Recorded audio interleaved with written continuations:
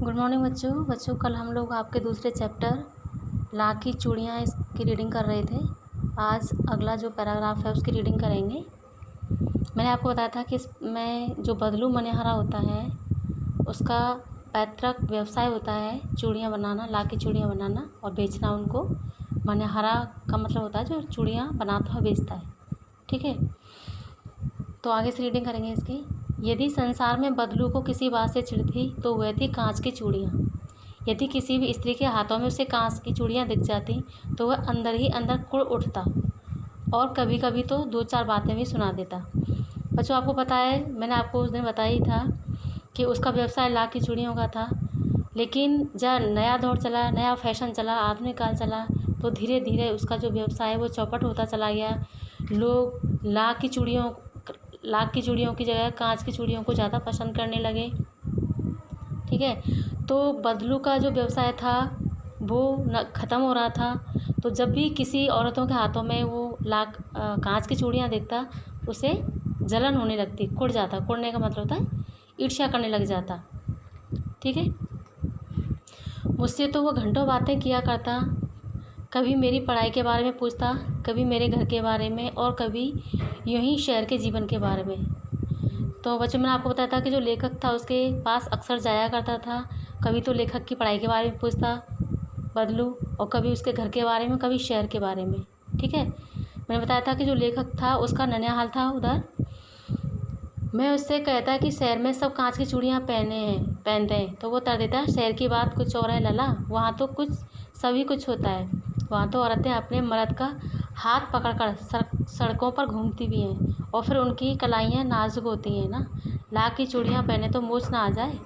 बच्चों ये एक तरह का व्यंग है लेखक का। लेखक ये करा है, लेखक ने जब ये बताया बदलू को कि उसके शहर में जहाँ वो रहता है वहाँ तो जब अक्सर कर जो औरतें हैं वो कांच की चूड़ियाँ पहनती हैं, तो बदलू ने व्यंग्यात्मक स्वर में कहा कि वहाँ की औरतों की तो बात कुछ और है।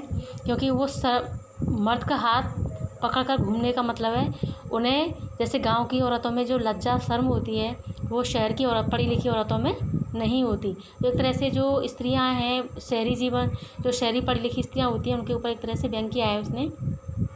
ठीक है, कभी कभी बदलू मेरी इच्छा खातिर भी करता था। जिन दिनों उसके गांव के दूध होता हुआ सदा के लिए मलाई बचा कर रखता। यहाँ पर जो बदलू था वो लेखक के लिए दूध भी पिलाता था, उसके लिए मलाई भी बचा कर रखता था और उससे घंटों बातें भी करता था।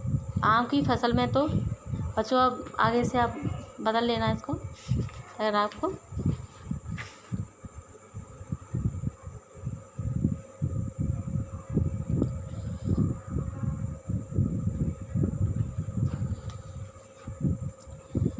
मैं रोज़ ही उसके यहाँ से 2-4 आम खाता, परंतु इन बातों के अतिरिक्त जिस कारण वह मुझे अच्छा लगता वो ये था कि लगभग रोज़ ही वह मेरे लिए 1-2 गोलियाँ बना देता।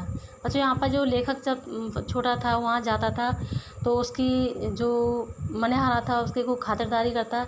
लेकिन इन सबसे बढ़िया बात थी उसका लगाव इसलिए था क्योंकि वो उसके लिए खेलने के लिए लाख की छोटी छोटी गोलियाँ बना दिया करता था। ठीक है, मैं बहुधा हर गर्मी की छुट्टी में अपने मामा के यहाँ चला जाता और 1-आध महीने वहाँ रहकर स्कूल खुलने के समय तक वापस आ जाता।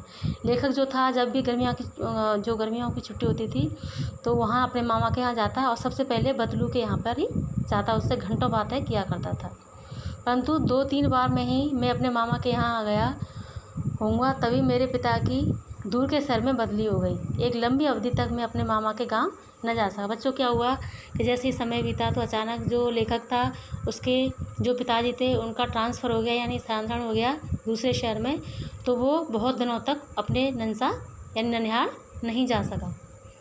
तब लगभग 8-10 वर्षों के बाद जब मैं वहाँ गया तो इतना बड़ा हो चुका था कि लाख की गोलियों में मेरी रुचि नहीं रह गई थी। बच्चों यहाँ पर जो लेखक था धीरे धीरे जब वहाँ 8-10 साल के बाद गया तो थोड़ा बड़ा हो गया था। तो पहले जो बच्चा था तो लाख की गोलियों से खेलता था, अब उसकी जो रुचि थी वो लाख की गोलियों में नहीं थी। क्योंकि बच्चा जब बड़ा होता है तो जो खेलने की रुचियाँ हैं और उसके रहन सहन की जो सारी प्रवृत्तियाँ हैं सब में परिवर्तन होता है। ठीक है, अतः गांव में होते हुए भी कई दिनों तक मुझे बदलू का ध्यान ना आया। इसी बीच मैंने देखा गांव में लगभग सभी स्त्रियां कांच की चूड़ी पहने हैं। बच्चों यहाँ पर देखो गांव में बहुत चेंज आ गया था, क्योंकि पहले उस गांव की सारी औरतें लाख की चूड़ियाँ पहनती थी, लेकिन 8-10 साल में इतना परिवर्तन आ गया कि ज़्यादातर सभी जो स्त्रियां थीं उनके हाथों में लाख की जगह कांच की चूड़ियाँ थीं। ठीक है, भले ही हाथों में लाख की चूड़ियाँ देखो। तब एक दिन सहसा मुझे बदलू का ध्यान आया।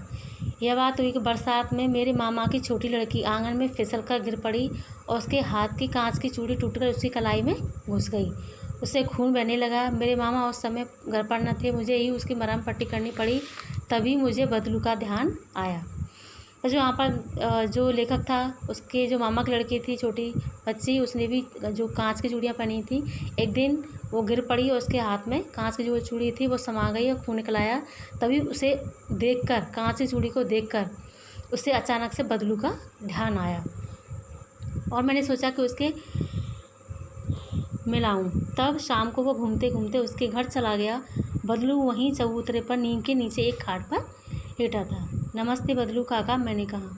नमस्ते भैया, उसने मेरी नमस्ते का उत्तर दिया और कहकर खाट पर बैठ गया।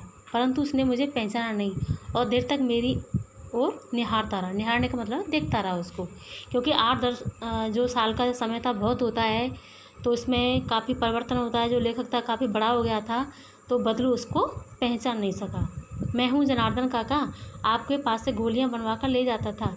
मैंने अपना परिचय दिया। बदलू फिर भी चुप रहा, मानो वह अपनी स्मृति पटल पर अतीत के चित्र उतार रहा हो। तब वह एकदम बोल पड़ा, आओ आओ लला, बैठो, बहुत दिनों के बाद गांव आए।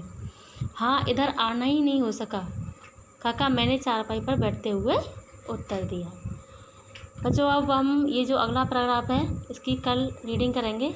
आज के लिए इतना ही बहुत है।